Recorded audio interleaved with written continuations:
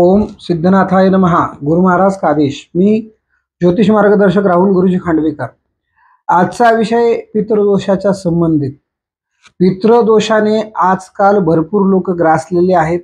पितृदोषामुळे आपल्या जन्मकुंडलीमध्ये भाग्यस्थानाची हानी होते। सतत पितृदोषामुळे भाग्याची हानी होणे, मानसिक हानी होणे, कुटुंबामध्ये हानी होणे, क्लेश होणे, दारिद्र्य येणे असे प्रकार आपण पितृदोषामध्ये पाहतो। बऱ्याच वेळेला पितृदोषाच्या संबंधित थोडा विचार केला की आपल्याला योग्य मार्ग मिळत नाही। मग आपण आपली कुंडली एखाद्या ज्योतिषकाराला दाखवली की ती ज्योतिषकार आपल्याला पितृदोषाच्या संबंधित पूजा सांगतात। त्रिपिंडी करा, नारायण नागबळी करा, अन्यथा अजून काही पूजा आपल्याला सांगतात। मग त्या पूजा आपल्याला एकतर नाशिक, त्र्यंबकेश्वर किंवा गंगेच्या ठिकाणी किंवा तीर्थक्षेत्रावर ह्या पूजा सर्व काही आपल्याला करायला लावतात। मग भरपूर लोकांना पितृदोषाची पूजा करून सुद्धा रिझल्ट लागत नाही, मनासारखी रिझल्ट लागत नाही। कुठल्या गोष्टीमध्ये आपलं काम यशस्वी होत नाही आणि जरीही आपण पितृदोष काढला तरीही आपल्याला पितृदोष आहेच असं सतत दर्शवल्या जातं। मग ह्याच विषयावर आपण सविस्तर चर्चा करणार आहोत। माझ्या चॅनलला सबस्क्राईब केलं नसेल तर सबस्क्राईब करा, नवीन व्हिडिओ पाहण्यासाठी आपल्याला मदत होईल। मग चला तर सविस्तर जाणून घेऊ पितृदोषाचा संबंध। आपल्या जन्मकुंडलीमध्ये राहू, केतू आणि शनी हे तीन ग्रह अतिशय दुर्बल अवस्थेत किंवा शुभग्रहांना जर ह्या ग्रहांनी ग्रासलेला असेल तर आपल्याला पितृदोष विभिन्न प्रकारचा बघायला मिळतो। भरपूर पितृदोष लग्नाला अडचण निर्माण करतो, भरपूर पितृदोष विद्याभ्यास म्हणजे शिक्षणामध्ये अडचण करतो, भरपूर पितृदोष हा नोकरीमध्ये अडचण करतो, पितृदोष घरामध्ये कलह होणे, स्वतःचं घर न होणे, कुटुंबामध्ये हानी होणे, आजारपण वाढणे हे पितृदोषाचे दाट लक्षण आहेत। पितृदोष जास्त असेल, शनी संबंधित राहू असेल किंवा शनी संबंधित केतू असेल तर तो व्यक्ती व्यसनाच्या अधीन असतो, व्यसन करतो। शनी पत्रिकेमध्ये खराब असेल तरीही ती व्यक्ती व्यसनाच्या अधीन असतो, तिथंही पितृदोष दर्शवला जातो। स्वतःचं घर होत नाही, भाग्याची हानी होते, विवाह होत नाही, बऱ्याच वेळेला विवाह होतो, घटस्फोट होतो, विवाह टिकला तर संतती होत नाही, संतती झाली तर संतती अपंग होते, असे अनेक प्रकार पितृदोषातून दिसून येतात। मी बऱ्याच वेळेला प्रत्येकाला सांगत असतो की पितृदोष आणि कुलदेवतेचा दोष हा सारखा असतो, म्हणून प्रत्येकाने काळजीपूर्वक जाणून घेतलं पाहिजे की आम्हाला खरंच पितृदोष आहे का कुलदेवतेचा दोष आहे। पण आजचा विषय आपला सर्व काही पितृदोषावरच असल्यामुळे आज आपण पितृदोषावर चर्चा करणार आहोत। सगळ्यात मेन प्रामुख्याने वर्षभरामध्ये जो पक्षपंधरवाडा येतो त्याला 15 दिवस हे पितरांसाठीच दिलेले असतात आणि पितरांचा पर्व काळ एकच दिवस असतो, ती म्हणजे सर्व पितरी अमावस्या। म्हणजे कुणाचे पित्र जेवायचे राहिलेले असतील, त्यांना अन्नदान द्यायचं राहिलं असेल तर त्या दिवशी पितृदोषाच्या दिवशी सर्व पितरी अमावस्येच्या दिवशी आपण तो विधी करू शकतो। पण बऱ्याच लोकांना हे माहित नाही, सर्व पितरी अमावस्या ही पितृदोष नाहीसे करण्यासाठी सुद्धा पर्व काळ ठरते। नवनाथांनी सुद्धा अतिशय सुंदर पितरांच्या संबंधित विचार केलेला आहे।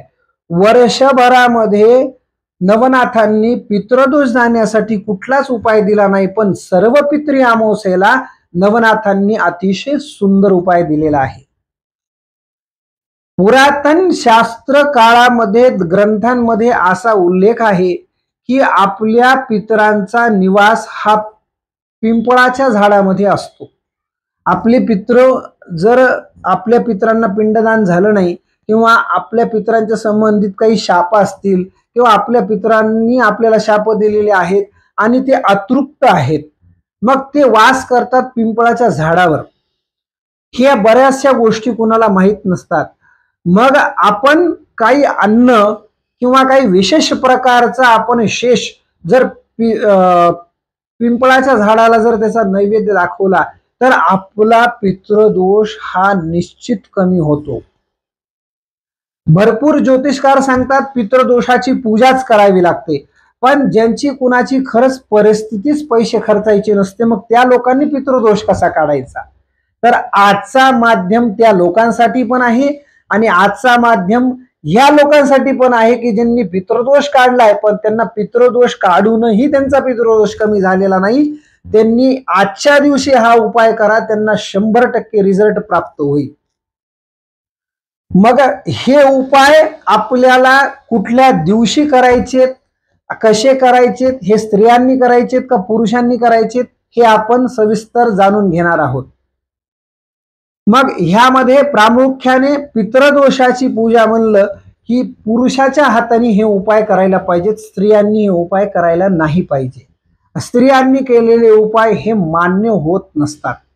मग आता चला तर जाणून घेऊ आजचा विशेष प्रामुख्याचा उपाय. आपल्याला सर्व पितरी अमावस्येच्या दिवशी हा उपाय करायचा आहे. त्या दिवशी आदल्या दिवशीच आपल्याला एक छोटा 2 लिटर पाणी बसल असा एक माठ आणायचा आहे. त्यामध्ये आपल्याला तांदूळ, ते माठ गच्च भरल असे तांदूळ घ्यायचे आणि तांदूळ त्याच्यामध्ये शिजवायचे आहेत. तांदूळ शिजताना त्याच्यामध्ये मीठ टाकायचं नाही, त्याच्यामध्ये काही बाकी टाकायचं नाही. आपल्याला ते तांदूळ शिजून घ्यायचे. तांदूळ शिजल्याच्या नंतर तो माठ अर्धा गळवट असावा असे तांदूळ शिजवावे. त्यानंतर त्याच्यावर 4-5 वाटी दही बसल असं त्याची जागा शिल्लक ठेवून त्याच्यामध्ये दही भरावं आणि तो माठ घ्यायचा आहे. आणि तो माठ घेऊन आपल्याला एखाद्या पिंपळाच्या झाडाकडे जायचं आहे. पिंपळाच्या झाडापाशी गेल्याच्या नंतर तो माठ आपल्याला त्या पिंपळाच्या झाडासमोर ठेवायचा आहे.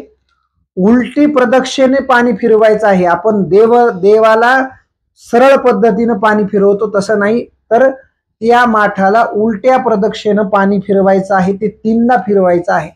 पाणी फिरवल्याच्या नंतर खाली स्क्रीनवर येत आहे हा मंत्र. हा मंत्राचा फक्त आपल्याला 7 वेळेस उच्चार करायचा आहे. 7 वेळेस उच्चार केल्याच्या नंतर आपल्याला तिथून वापस यायचं आहे. पिंपळाला प्रदक्षिणा मारायची नाही. मग आपण वापस आल्याच्या नंतर घरी आल्याच्या नंतर आपल्याला स्वच्छ पाय धुवायचे आहेत. काय आपल्याला जे अन्न आपल्याला खायचंय, जेवण करायचंय. हा उपाय मात्र भर 12 वाजता करावा. जो उपाय व्यक्ती करणार आहे त्या व्यक्तीनं 12 वाजेपर्यंत तो उपाय करेपर्यंत अन्न ग्रहण करायचं नाही, चहा पाणी प्यायचं नाही, काहीच करायचं नाही. एवढा उपाय करा. हा उपायाने आपल्याला 100% रिझल्ट प्राप्त होईल, यश प्राप्ती होईल आणि नवनाथांची कृपा आपल्यावर होईल. अधिक माहितीसाठी संपर्क करा. धन्यवाद.